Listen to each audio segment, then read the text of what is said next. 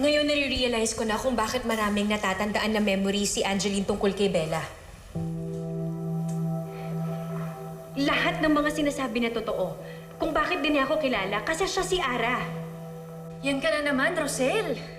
Pinaniniwala mo na naman yung sarili mo sa mga bagay na wala ka namang basihan. Anong wala? Hindi ba enough lahat ng mga natatandaan ni Angeline? Nandun siya sa party ni Bella. Kaya rin siya may mga peklat sa binti, sa paa. Dahil yun sa pagkakakidnap sa kanila ni Bella dati. Hindi ba enough na indication yun para malaman natin na siya si Ara? Rosel, nagiging emotional ka na naman. And I have every reason to. Para ko lang naging anak si Ara. Simula nung namatay ang tatay niya.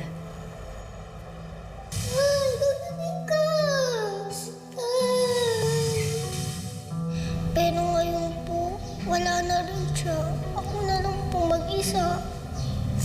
Hindi, Ara. Hindi ka nag-iisa.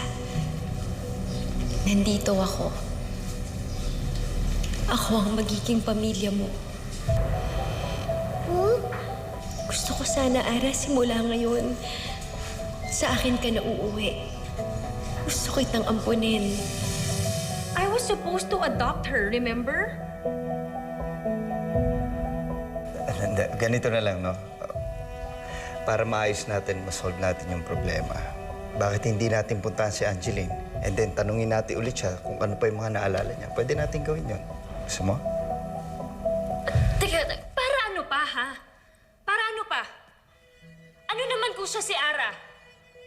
Hindi pa rin siya yung totoo mong anak. And she will never be your Bella. I know that.